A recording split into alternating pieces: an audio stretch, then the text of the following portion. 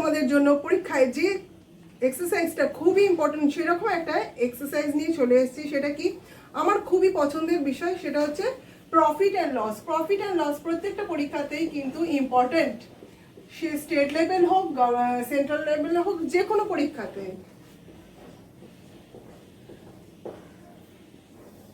Profit and loss করার আগে প্রথমে তোমাদের কয়েকটা কনসেপ্ট ক্লিয়ার করা দরকার। যেমন দেখো যে কোনো জিনিসের ওপর যদি 20% প্রফিট হয় বা 20% লস হয়, তার মানেটা কি সেটা তো আগে বুঝতে হবে। দেখো কোনো জিনিসের ওপর 20% প্রফিট মানে কোনো জিনিসের দাম যদি 20% মানে কত, 20/100, তাই তো। এবার 0.025 কেটে গেল, কত থাকলো 1/5। এবার এটা যদি কস্ট প্রাইস হয়, নিচেরটা ধরে নিলাম কস্ট প্রাইস। এবার যদি প্রফিট হয় তাহলে এটা হচ্ছে প্রফিট, বা যদি লস হয় এটা হচ্ছে লস। তাহলে প্রফিট হলে আমার কত হবে 6। কি করে হলো, 5 + 1 হচ্ছে 6। আর যদি লস হয় 5 এর মধ্যে তাহলে কত হবে 4। কেন 4 হলো, কারণ এই 1টা এটা থেকে মাইনাস হলো, আর প্রফিট হলে এর সাথে প্লাস হবে। এটা হচ্ছে আমাদের কনসেপ্ট ক্লিয়ার। যত তোমাদের কনসেপ্ট ক্লিয়ার থাকবে পরের কোয়েশ্চেনগুলো বুঝতে কিন্তু ততটাই সুবিধা হবে। আচ্ছা এইরকমই আরেকটা দেখো, যদি আমি ধরছি যে কোনো কিছু দ্রব্যের ওপর 12.5% তোমার প্রফিট হয়েছে, তাহলে কি বলবো না 100 রুপিসের ওপর 12.5% হয়েছে। আগের মতো এইভাবে ভেঙে নেবে। 12.5% হচ্ছে 1/8। এটা আমার পার্সেন্টেজের ভিডিওতে আছে, প্লেলিস্টে গিয়ে দেখে নিতে পারো। আচ্ছা 1/8, তাহলে প্রফিট হলে হচ্ছে 8/9, আর লস হলে কত হচ্ছে 8 আর 7। তাহলে প্রফিট হলে হচ্ছে 8 আর 9, আর লস হলে হচ্ছে 8 আর 1 লস হয়েছে মানে 7। এটা হচ্ছে তোমার একটা কনসেপ্ট ক্লিয়ার বললাম, মানে 100 এর ওপরে ধরো এটা প্রফিট হচ্ছে বা 100 এর ওপরে লস হচ্ছে। এবার এখান থেকে এটা বুঝে গেলে তোমাদের অঙ্কগুলো করতেও খুব সুবিধা হবে।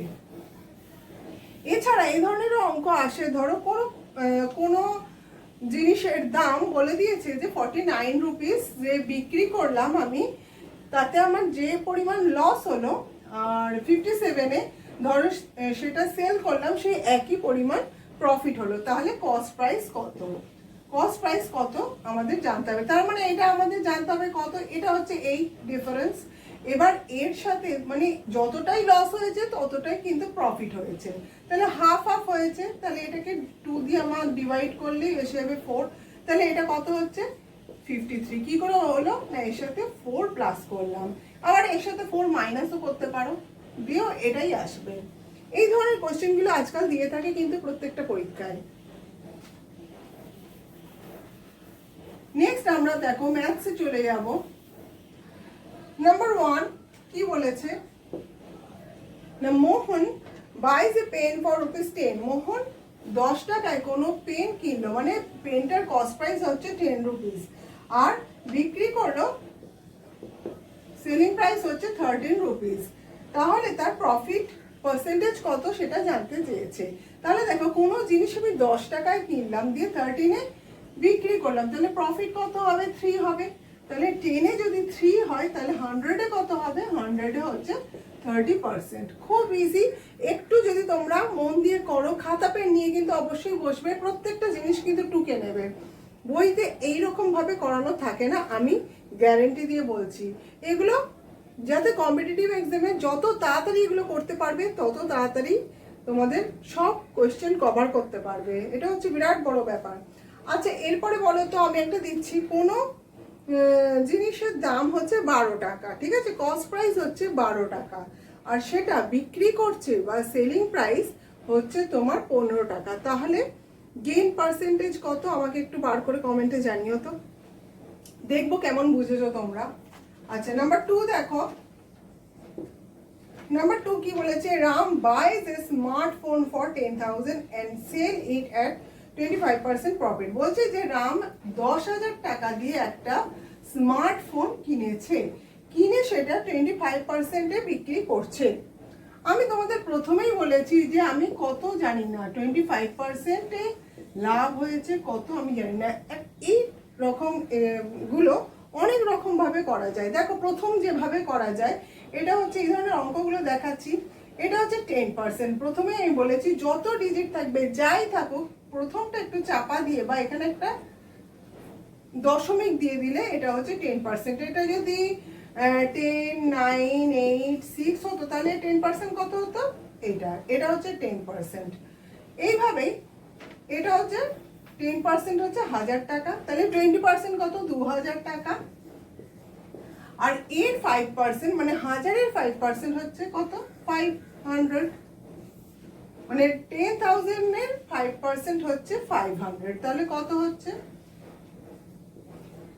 2500। তাহলে এর সাথে গেইন পার্সেন্টেজটা যোগ হবে, হয়ে কত হবে? 12,500। এটা দেখো অন্যভাবে কিভাবে করা যায়। এটা হচ্ছে 100, 125। তুমি দেখো পরেরটা কি করে করতে পারি, অন্য আর একটা প্রসেস। এর সাথে যদি 100 মাল্টিপ্লাই করি, তাই তো 100 আমার এখানে বলেই দিয়েছে 10,000 আছে, তাই না? 100 মাল্টিপ্লাই করলে 10,000 হয়ে যাচ্ছে। আর এদিকে কত হচ্ছে? 1, 2, 5, দুটো 0, মানে আনসার সেই একই বেরোচ্ছে। দেখেছো? এছাড়া আর একটা প্রসেস আমি দেখিয়ে দিচ্ছি। যে রাস্তাটা সোজা হবে তোমরা সেই রাস্তাটা দিয়ে হাঁটবে। যার মনে হবে যেটা সহজ সে সেটা হিসেবে করতে পারে। দেখো 25% মানে কত? 1/4। ঠিক আছে, এবার গেইন হয়েছে মানে 4 ছিল সেটা 5 হয়েছে। আমি জানি যে 4 হচ্ছে 10,000 দিয়েই দিয়েছে, তাহলে 4, 25, 100, তাই তো 25 4s are 100। তাহলে এখানে কত হচ্ছে? 125। কিন্তু এখানে কি 100 আছে? না, এখানে আছে 10,000, তাই না? এখানেও দুটো 0 বসিয়ে দিলাম।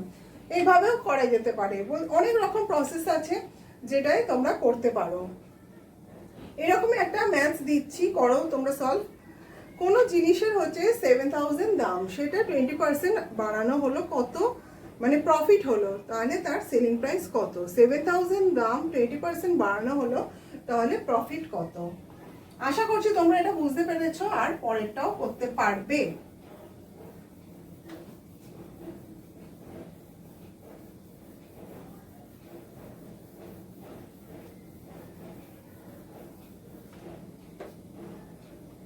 নেক্সট কি বলেছে 3 এরটা দেখো। 3 এরটা কি বলেছে যে রাজু সেলস হিজ বাইসাইকেল এট এ লস 500। বলছে যে রাজু তার বাইসাইকেলটা বিক্রি করেছে কত? 1000 রুপিসে, কিন্তু তাতে তার কি লাভ হয়েছে? লাভ তো হয়নি, লস হয়ে গেছে। কত লস হয়েছে? 500। তাহলে আমরা এখান থেকে বলতে পারি যে কস্ট প্রাইসটা কত? অবশ্যই বলতে পারি, কারণ 1000 হচ্ছে সেলিং প্রাইস, লস হচ্ছে 500, তাহলে অফকোর্স কস্ট প্রাইস হচ্ছে 1500। কেন এটা হলো? কারণ দেখো 1500 টাকায় কোনো জিনিস আমি কিনি, যদি তোমার লস হয় বিক্রি করে, তাহলে যদি এটা 1500 টাকাতেই বিক্রি করতাম তাহলে আমার কোনো লাভও হতো না, লসও হতো না। কিন্তু আমি তো লসে বিক্রি করেছি, 500 কমে বিক্রি করেছি, তাহলে এক্ষেত্রে আমাদের লস হয়েছে। এবার বলেছে লস পার্সেন্টেজটা কত? পার্সেন্টেজ সবসময় কিন্তু 100 এর ওপরে হয়, এটা মাথায় রাখবে। তাহলে 1500 এর লস হয়েছে কত? 500। এখান থেকে আমাকে এবার 100 এ বার করতে হবে। কি করে করব? কিচ্ছু না, দুদিকে আমি 1/5 দিয়ে মাল্টিপ্লাই করব। কত হচ্ছে তাহলে? 300 আর 100। কিন্তু 300 বার করলে কি হবে? হবে না। তাহলে আবার কত করব? 1/3, 1/3। তাহলে 100 এ কত হচ্ছে?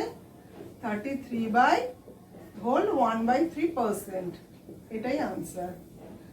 অনেকে বলবে এটা কি করে হলো? এটা ডিভাইড করে হলো। ঠিক আছে, 3 দিয়ে 100 ডিভাইড করলেই, ভাগ করলেই তোমরা পেয়ে যাবে এই আনসারটা। 3 3s are 9, 1, 3 3s are 9, 1, তাহলে 1/3%। এটা হয়ে গেল নাম্বার 3। এরকম একটা করো তোমরা। কোনো কিছুর দাম হচ্ছে 1500 তো এখানে দেওয়া ছিল। আচ্ছা 2000 রুপিস কোনো কিছুর দাম, সেটা আমি লসে বিক্রি করছি কত? 1500 এ বিক্রি করছি। তাহলে সরি 500 লসে বিক্রি করছি বা 500 লসে বিক্রি করছি, 2000 দাম 500 লসে বিক্রি করছি, তাহলে লস পার্সেন্টেজ বলো।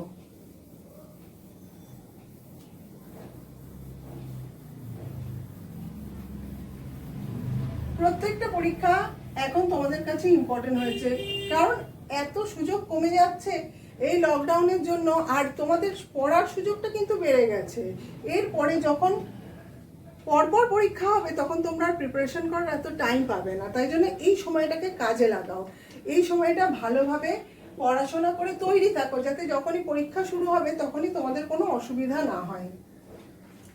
নাম্বার 4 কি বলেছে, একজন ব্যক্তি কোনো সোফা সেট কিনেছে 12,000 দিয়ে, 12,000 দিয়ে সোফা সেট কিনেছে, কিন্তু 2 বছর পর তার আর ভালো লাগলো না সোফা সেটটা, 2 বছর পর সে বিক্রি করে দিল, সেলিং প্রাইস কত 8,400, তাহলে তার লস পার্সেন্টেজ কত বার করতে বলেছে।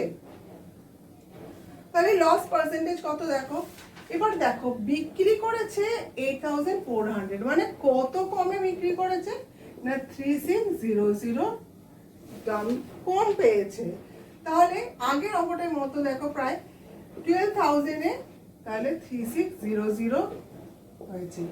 এবার আমি কি করব না 12 দিয়ে যাচ্ছে, 1/12 দিয়ে দুদিকে মাল্টিপ্লাই করব, কত হচ্ছে 1000, 12 কেটে গেল, 1000 থাকছে, আর সরি 300 থাকছে এদিকে, তাহলে এখানে যদি 100 এর একটা জিরো মুছে দিই তাহলে এখানে 30% হচ্ছে লস পার্সেন্টেজ। ঠিক আছে, এটাই আনসার। এই ধরনের অঙ্কগুলো তোমাদের করতে করতে দেখবে এত ভালো লেগে গেছে তোমাদের আর এগুলো ছেড়ে উঠতে ইচ্ছা করছে না, পরপর করতেই থাকবে একবার পেরে গেলে। আর অঙ্ক পেরে যাওয়ার মজার আনন্দ মানে কিছুর সাথেই বোধহয় হয় না, একটা অঙ্ক যদি নিজে করে পারা যায়।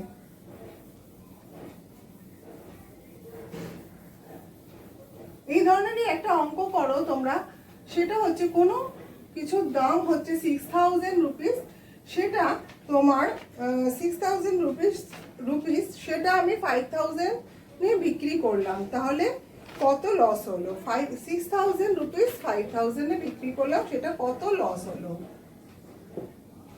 নাম্বার 5 এরটা দেখো, একজন ব্যক্তি কোনো আর্টিকেল কিনেছিল, সেল করেছিল 20% লাভে, যাকে প্রফিট হয়েছে এবার 20%, এটা এবার পারবে, তোমাদের আগে এই ধরনেরই বুঝিয়েছি। 20% মানে হচ্ছে 1/5, কি করে হয় দেখিয়ে দিয়েছি আমি। এবার গেন হয়েছে কত 4,800, তার মানে 5 টাকা যদি কস্ট প্রাইস হয় 6 টাকা। অনেকে করে ফেলেছো, যারা আমার একদম অ্যাডভান্স লেভেলের স্টুডেন্ট আছো তারা তো করেই ফেলেছো, এগুলো খুবই ইজি। আচ্ছা এবার কত, সেটা 4,800 তে কিন্তু আমি সেল করেছি, তাহলে এর থেকে কত বেশি বলো তো, ঠিক বলেছো 800 টাইমস বেশি, তাহলে এটাও 800 টাইমস বেশি হবে, তাহলে আনসার হচ্ছে 4,000 রুপি। ঠিক আছে, এর মতো সোজা অঙ্ক আর আছে বলো, তোমরা করতে করতে করতে করতে অবশ্যই ভালো লাগবে, আরো করতে পারবে। আচ্ছা এমনি একটা অঙ্ক দিচ্ছি, করো তোমরা। কোনো একটি জিনিসের দাম 16 2/3% গেইন করেছে, ঠিক আছে। এবার জিনিসটার দাম যদি হয় 1210, তাহলে তার কস্ট প্রাইস কত বার করো। কোন রকম ফাঁকিবাজি না করে কিন্তু দেখাবে।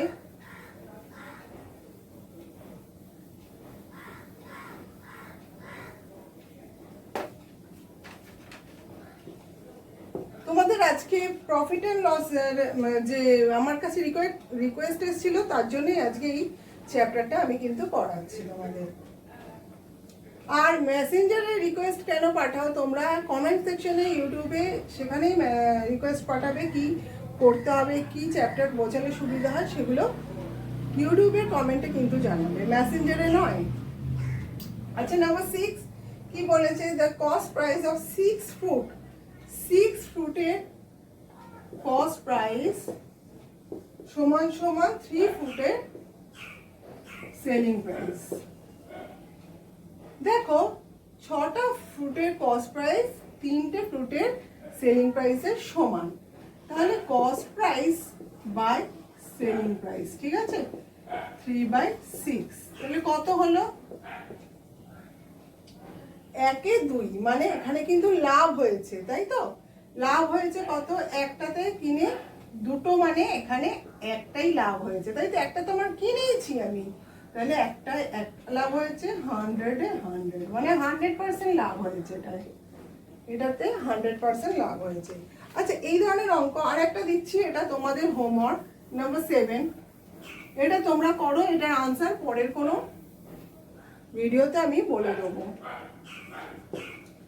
নাম্বার 7 যে অঙ্কটা, if the CP of 20 chair, CP আমি জাস্ট স্ট্রাকচারটা বলে দিচ্ছি, তোমরা করে আমাকে কিন্তু দেখাবে। CP of 20 chair, SP selling price of 30 chair, তাহলে তোমার লস পার্সেন্টেজ কত বলতে হবে, ঠিক আছে? এই কোশ্চেনটা তোমাদের হোমওয়ার্কের জন্য থাকলো আজকে। তাহলে এই পর্যন্ত, পরে যদি কোনো তোমাদের আর কোনো চ্যাপ্টার করাতে হয় আমাকে অবশ্যই জানাবে। আজকের ভিডিওটা কিন্তু লাইক করো, শেয়ার করো, আর আমার চ্যানেলটা সাবস্ক্রাইব করো, ঠিক আছে? আজকে তাহলে এই পর্যন্তই। ওকে, টাটা।